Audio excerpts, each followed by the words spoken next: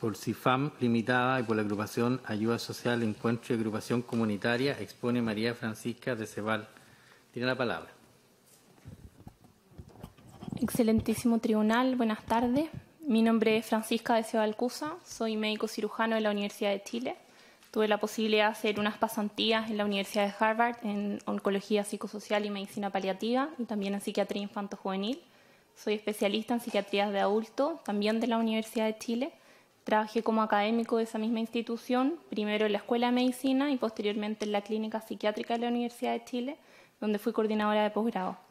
Me he dedicado hace más de 3 años, a partir de la discusión de este proyecto de ley, de estudiar las implicancias en salud mental del aborto.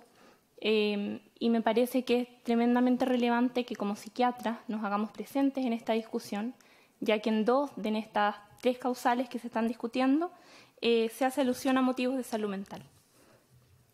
Yo sé que el tema que se está discutiendo es tremendamente complejo y tremendamente delicado, y sé que despierta muchas pasiones, y aun cuando tengo profundo respeto por las diferentes religiones, me parece que es fundamental que no discutamos esto ni en base a supuestos religiosos, ni a prejuicios, ni a creencias personales.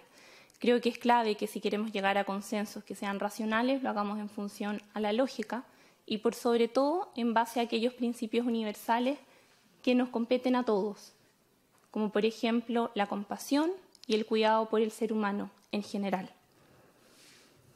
En Chile hay alrededor de 250.000 embarazos anuales.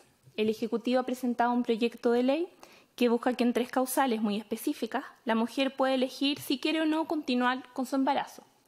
Estas 3 causales en su conjunto, según las cifras epidemiológicas nacionales, representarían alrededor del 1% de este total de embarazo, es decir, estamos hablando de alrededor de 2.500 mujeres todos los años. En este contexto, entonces, creo que es de enorme trascendencia aclarar ciertos puntos. El primero de estos puntos es que este proyecto de ley no se trata de la libertad de la mujer sobre decidir lo que ocurre en su cuerpo. Si así fuese, hoy día estaríamos discutiendo un proyecto de aborto libre, porque no tiene sentido, o para mí al menos no tiene sentido, que el Estado le diga a todas nuestras compatriotas embarazadas que 2.500 de ellas tienen libertad sobre su cuerpo y las otras 247.500 mujeres no lo tienen. Segundo, el proyecto de ley tampoco es sobre salud pública y mortalidad materna. Y no lo es primero porque, como ya se ha expuesto, nuestras cifras de mortalidad materna son de las más bajas del continente. Y segundo, porque, como ya dije, solamente el 1% de los embarazos cae dentro de estas causales. Por lo tanto, este proyecto de ley debiese tener una incidencia nula en la cantidad de abortos clandestinos. Es decir, las mujeres que siguen abortando por todas las otras causales van a seguir haciéndolo de manera ilegal. Ergo, el impacto sanitario de esta medida sería cercano a 0. Entonces, si el proyecto de ley no es sobre la libertad de la mujer y no es sobre un problema de salud pública, ¿sobre qué es? Necesariamente es sobre el bienestar y sobre la protección de la mujer. Asimismo lo ha señalado el Ejecutivo, se ha referido específicamente a la protección de la mujer. Este proyecto de ley no desconoce que el derecho a la vida de ese ser humano en gestación está garantizado en la Constitución, sino que dice que reconociendo la dignidad y el derecho a la vida del que está por nacer en términos generales, en estos casos muy específicos vamos a hacer una excepción porque estamos buscando algo que consideramos ser un bien superior, es decir, la protección de la vida de la mujer, porque de una u otra forma creemos que mantener ese embarazo sería para la mujer un daño y creemos que en cambio otorgarle el derecho al aborto presentaría algún grado de beneficio. Si no tuviésemos la convicción de que el aborto le brindará algún tipo de beneficio a estas mujeres, entonces claramente este proyecto de ley no existiría. Si otras fuesen tal vez las motivaciones, estaríamos legislando aborto libre. Creo que la mayoría de nosotros debiese estar de acuerdo con eso. La conclusión obvia, por lo tanto, de este ejercicio es que tenemos que ver con muchísima objetividad si efectivamente el aborto en estas causales va a traer un beneficio tal que justifique hacer una excepción al principio de protección de la vida del que está por nacer, consagrado en la Constitución. Antes de comenzar, quiero explicitar algo que me parece tremendamente relevante, que es que la discusión es muy distinta desde el punto de vista de salud mental, si es que hablamos de aborto en general, así lo reducimos a estas 3 causales. Yo sé que ayer ustedes tuvieron la posibilidad de escuchar a una psicóloga que viajó desde California a presentarles los resultados de un estudio, bien famoso, el estudio Turnaway. Creo que hablar de este estudio sería bastante interesante si queremos hablar de aborto libre.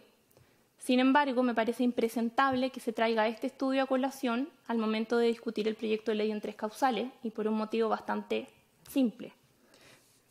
Tengo esta bibliografía enviada, ustedes la tienen. En este paper que explica cuál es la metodología que se utiliza para reclutar mujeres para el estudio, sale explicitado un artículo de Dobkin del año 2014, que dentro de los criterios de exclusión del estudio, es decir, no pueden participar las mujeres con estas características, están mujeres que estén esperando un embarazo con cualquier anomalía fetal conocida. ¿Sí? Esas mujeres no entraron en este estudio. Y el segundo antecedente, que sale en el estudio de Roca del año 2015, que también les envié, es que en todas las mujeres que sí se reclutaron en el estudio, no hay ni un solo reporte de mujeres que estén abortando en el contexto de violación. Por lo tanto, todas las conclusiones que ese estudio puede obtener y que podemos discutirlas, tal vez metodológicamente, pero creo que no es la instancia, no son válidas para esta discusión. Es exactamente igual de aberrante que estar discutiendo de cáncer de mama y que yo les traiga estudios sobre cáncer de próstata. No aplica. Por lo tanto, tenemos que ver cuál es la evidencia en salud mental para estas causales. Yo hoy día me voy a referir exclusivamente a la causal 2 y la causal 3, porque son precisamente las que nos competen como psiquiatras. Respecto de la segunda causal, muy brevemente les quiero contar un episodio que es bastante negro en la historia de la medicina, que es a fines de los años 50, en que se comenzó a vender un remedio llamado talidomida, que servía para tratar náuseas en el embarazo. Se puso a la venta en todo el mundo, porque se consideró obviamente que iba a ser de gran ayuda para las embarazadas que presentaban vómitos durante el primer trimestre. Ese mismo año, 1961, se comenzó a vender en Chile, cuando empezaron los reportes de fetos con malformaciones graves, niños sin brazos, niños sin pie, porque las madres habían estado expuestas a talidomida. El resultado, la talidomida se retiró del mercado, es decir, esta noble intención inicial de ayudar a estas mujeres se vio contrastada por el daño efectivo que produjo en sus hijos. Durante años, durante décadas, la talidomida fue ilegal en casi todos los países. Voy a volver un poco más adelante al respecto. Les quiero contar que en términos globales yo nunca he estado a favor del aborto. Sin embargo, me parecía que en ciertos casos, dentro de la segunda causal de malformaciones fetales, no se justificaba, por ejemplo, que una mujer tuviera que llevar a término un embarazo con un feto anencefálico. Realmente no le encontraba sentido. Y eso fue así hasta que recibí a mi primera paciente esperando un feto con malformación de pronóstico letal.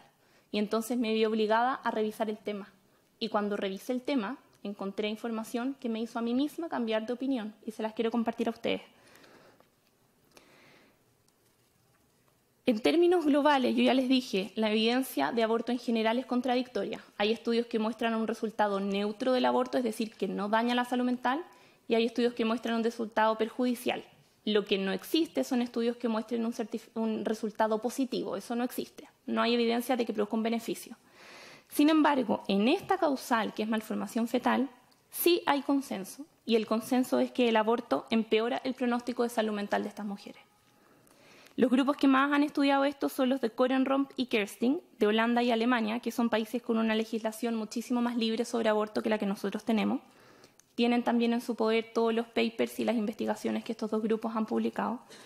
Y ellos demuestran que las mujeres que esperan un feto con malformación letal tienen prevalencias de estrés postraumático del 46% a los 4 meses y de depresión del 28%. Y estas cifras aumentan a 88% cuando estamos haciendo la evaluación a las 6 semanas del aborto. Si ustedes revisan todos los trabajos que yo les envié, se van a dar cuenta que todos reconocen que malformación fetal es un factor de mal pronóstico al abortar. Lo mismo dice el Up to Date, que es la revisión más completa que hay sobre aborto y salud mental, que también lo tienen en su poder. Y es tanto así que estas mujeres, como ya vimos en el estudio Turnaway, son excluidas de aquellos estudios que pretenden demostrar que el aborto no genera consecuencias negativas en salud mental. Las excluyen porque saben y sabemos que evolucionan mal. Está la idea de que el aborto sería una solución al duelo. Y está la idea muy difundida de que estas mujeres que esperan un feto con malformación van a estar en un permanente estado de duelo. Eso mismo es lo que señala el proyecto de ley, de hecho. Sin embargo, cuando uno se encuentra de frente con la evidencia, se da cuenta que no es así. Y no es así por una razón bastante sencilla. Cuando uno tiene un duelo, y estoy segura que todos ustedes han sufrido algún tipo de duelo en la vida, para poderlo elaborar uno tiene que completar ciertas tareas. Esto desde el punto de vista psicológico. No me voy a detener esto, pero les quiero decir que la primera de estas tareas es aceptar la realidad de la pérdida. Aceptar que esto es verdadero y que esto está sucediendo. Si eso no se logra, pasamos a duelos crónicos o a duelos mal elaborados. Yo sé que esto no tiene parámetro de comparación, pero creo que sirve para aterrizarlo a lo que pasa acá, en el tema de aborto. En Chile tenemos nuestra casuística lamentable de detenidos desaparecidos y tenemos familias que, habiendo pasado 3 generaciones de estos hechos, siguen sufriendo y siguen en estado de duelo. Y no es solo por las condiciones traumáticas y horrendas o innombrables en las cuales estas personas murieron, sino que es porque estas familias nunca recibieron un cuerpo y por lo tanto nunca pudieron hacer la primera tarea del duelo, que es aceptar la realidad de esta pérdida. Insisto, sé que son realidades muy diferentes, pero desde el punto de vista teórico creo que ayuda bastante a ejemplificar. Lo que se ha visto en estas mujeres es que el aborto no es un atajo al duelo, sino que por el contrario lo complejiza, porque lo que yo estoy haciendo es negando la elaboración del duelo. Existe un estudio comparativo de Cope, que ustedes también tienen en su poder, del año 2015, que compara mujeres norteamericanas con fetos mal formados que abortan versus aquellas que continúan con el embarazo. Y ojo, que este grupo que continúa con el embarazo no recibe ningún tipo de intervención psicológica de por medio, nada, simplemente continuar por el embarazo. Y lo que ellos concluyen es que aquellas mujeres que continúan con el embarazo en lugar de abortar tienen un beneficio psíquico, es decir, les va mejor psíquicamente. Y ahora, ¿qué pasa si en lugar de ofrecer aborto, que ya sabemos que es malo, o continuar con el embarazo a capela, que ya sabemos que es menos malo, les ofrecemos acompañamiento?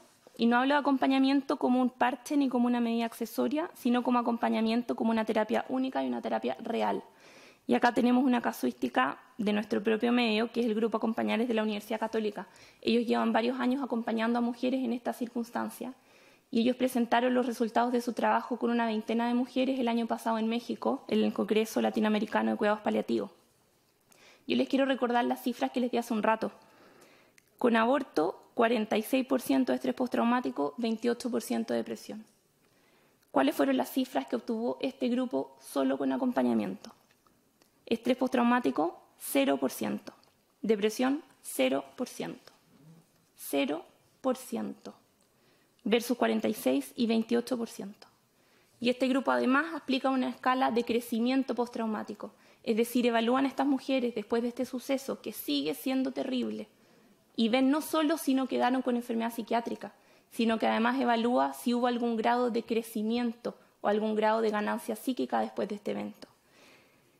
Y se encontraron con que un 92% de estas mujeres señaló que con acompañamiento tuvo algún grado de crecimiento psicológico después de este evento. Es decir, hubo un beneficio psíquico.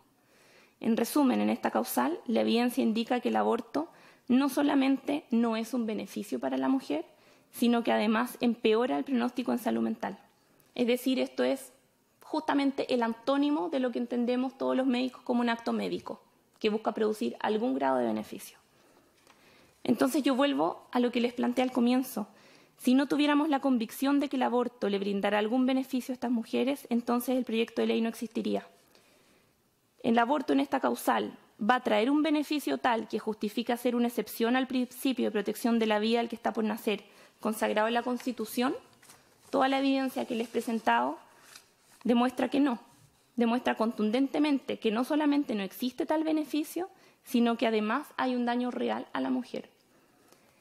Yo sinceramente pienso que ignorar esta evidencia es hoy día igual de grave, igual de perverso, igual de irresponsable que asegurar el acceso libre y gratuito a la talidomida a mujeres que presenten náusea, sabiendo que producen un daño. Ayer, en este mismo tribunal, una de las expositoras mencionó que las mujeres que esperaban un feto con malformaciones eran ataúdes vivientes. Les quiero contar que he tenido la oportunidad de acompañar personalmente a varias de estas mujeres y que ni una de ellas es un ataúd viviente. Puedo dar fe de que son mujeres y son madres que están sumidas en un dolor profundo de tener que lidiar con un diagnóstico letal de un hijo. Y me parece que ofrecerles el aborto no las ayuda absolutamente en nada. Y me llama la atención que no venga ni un psiquiatra de la contraparte a argumentar lo contrario. Y eso es básicamente porque la evidencia es la que les estoy presentando y no hay más. Si ustedes quieren contraargumentarlo de otra manera, no va a poder ser con cifras psiquiátricas, porque sabemos que estas mujeres evolucionan mal. Tengo una duda. Dice que tengo 4 minutos 45. Tenía entendido que vengo por 3 organizaciones, entonces deberían ser 10 más que eso. Lo que pasa es que la Fundación Música, Historia y Patrimonio que usted comparece también lo usó el doctor que puso en la mañana, Enrique. Es que no vengo por esa asociación, vengo por Maternitas. Ah, entonces no hay problema. ¿Sí? Sí. ¿Me puedo extender los 10 minutos restantes? Sí. Muchas gracias. Lo que teníamos acá era eso. El siguiente tema, entonces, del que voy afortunadamente a alcanzar a hablar, es embarazo en el contexto de violación. En el up-to-date que yo les envié del tema aborto y salud mental, se reconoce que existen factores de mal pronóstico psiquiátrico tras un aborto. Se los voy a leer. Son 6. Primero, trastornos mentales previos al aborto. Segundo, bajo apoyo social. Tercero, violencia y victimización, especialmente cuando esta viene de la pareja. Cuarto, actitudes hacia el aborto.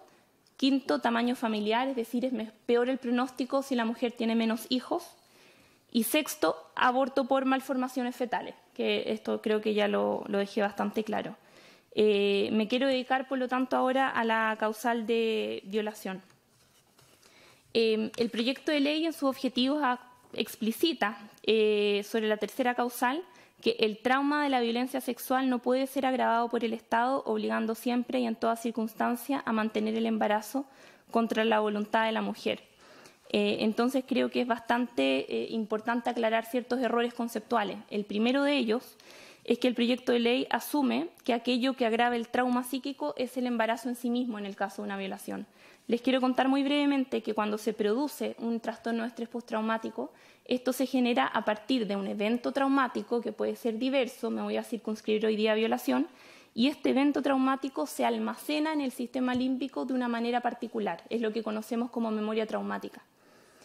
Lo importante de esto es que la gravedad que adquiera este cuadro, la gravedad que adquiere este estrés postraumático, se ha visto que no depende en absoluto de cuáles sean las consecuencias del trauma, ya sea una agresión física constante, una lesión o un embarazo.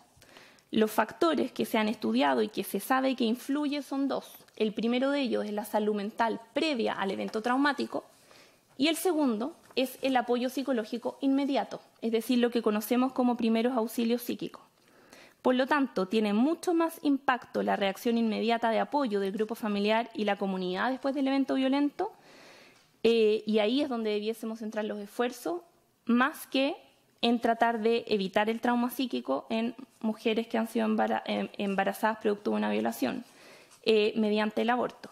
El segundo error es que el proyecto de ley considera el aborto como una especie de tratamiento para el trauma psíquico en los casos de violación, lo cual es bastante aberrante. Yo les quiero contar que no existe ninguna publicación científica, ninguna, ni tampoco ningún libro o manual de psiquiatría que indique que el tratamiento para el trauma de una violación es el aborto. Eso no existe. Es más, sí existen bastantes reportes de grupos de Reardon, por ejemplo, en Estados Unidos, que han sido cuestionados por otros motivos, que muestran que estas mujeres suelen arrepentirse bastante después de haberse realizado un aborto. Y sabemos, por otro lado, que sí existen terapias efectivas para el tratamiento del trauma psíquico, como la EMDR o la terapia de exposición prolongada, que lo que hacen precisamente es reconfigurar de buena manera este evento traumático que fue almacenado de mala forma en el sistema límbico. Por lo tanto, el verdadero tratamiento de este trauma psíquico está muy lejos de centrarse en eliminar o en esconder las consecuencias del evento violento, como el caso del embarazo.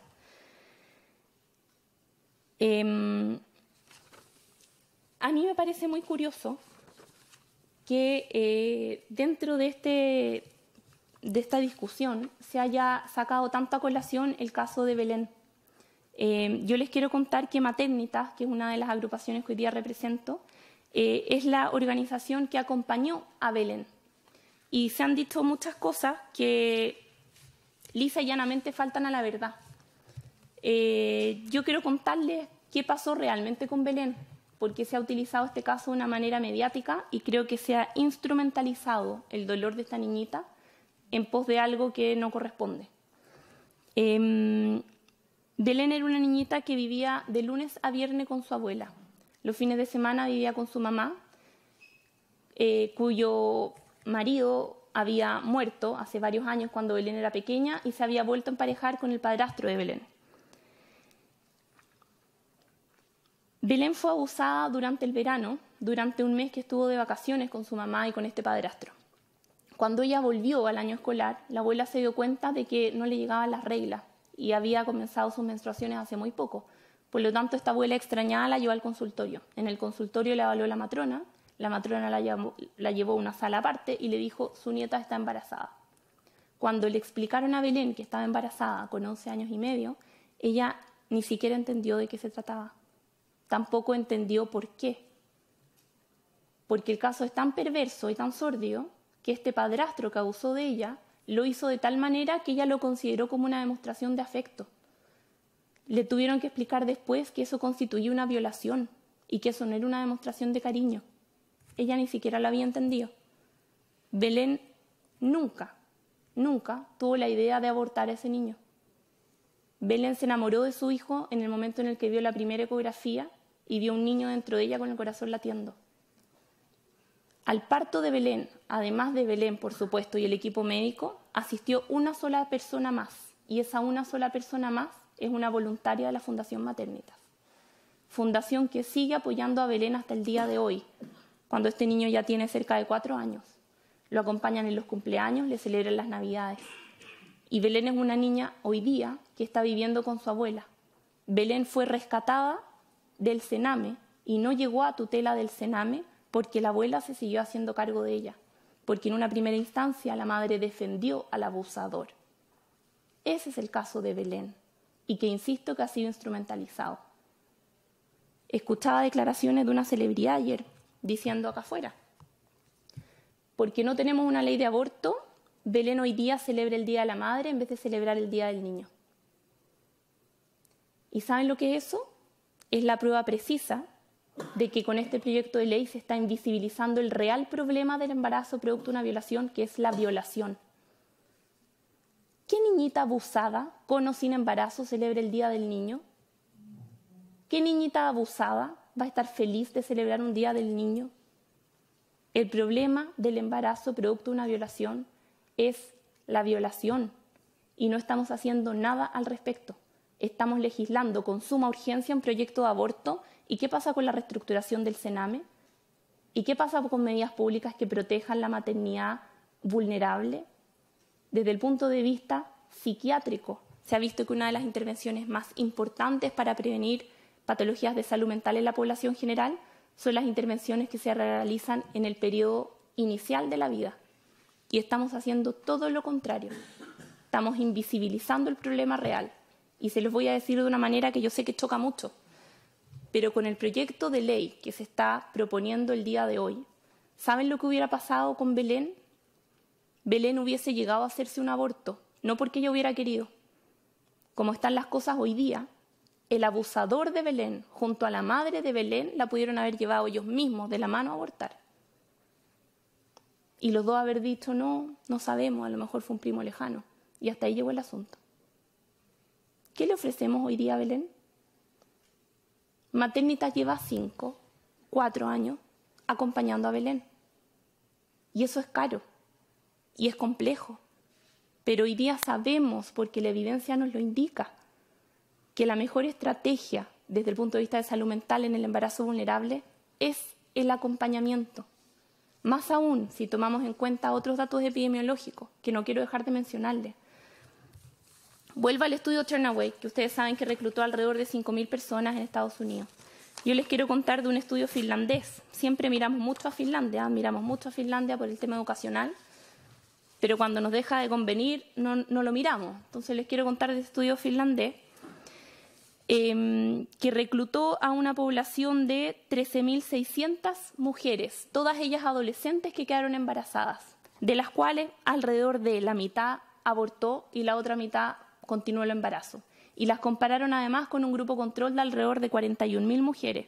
Es decir, estamos hablando de cerca de más de 50.000 mujeres. Y un estudio que las siguió desde el año 87-88 hasta el año 2013, las siguieron por décadas. Y este estudio, de más de 50.000 mujeres, demuestra que el embarazo adolescente per se aumenta el riesgo de muerte por cualquier causa, por accidentes, por suicidio o por alcoholismo. Sin embargo, si ustedes dividen a las mujeres que abortan versus a las que continúan el embarazo y hacen algo que es muy importante, que es aislar todas las otras variables confundentes, es decir, analizar la variable por sí sola, se dan cuenta que aquellas mujeres que abortan tienen el doble de riesgo de morir por un suicidio que las mismas adolescentes embarazadas que no abortan. Y esto es tan categórico que en Finlandia, conscientes de que las mujeres que abortan tienen más riesgo de suicidio, también les traigo la bibliografía y la bibliografía del estudio que les acabo de mencionar, ellos diseñaron, después de haber legalizado el aborto, un proyecto de acompañamiento porque se dieron cuenta que las mujeres que abortaban tenían 300% más probabilidades de suicidarse que una mujer que no abortaba. Implementaron el programa de acompañamiento y lograron reducir este riesgo ya no al 300%, sino que al 200%. Es decir, tuvieron que parchar, porque lo hicieron al revés. Hoy día tenemos la posibilidad única de hacerlo bien. Si nosotros realmente queremos proteger a la mujer, si realmente queremos ayudar a estas mujeres, lo que deberíamos estar haciendo es garantizando un programa completo de acompañamiento, no de 1 año ni de 2 años, de todo lo que sea necesario, que sea gratuito, que esté garantizado y que sea de calidad. Muchas gracias, eso es todo lo que les quería contar hoy día. Gracias a usted.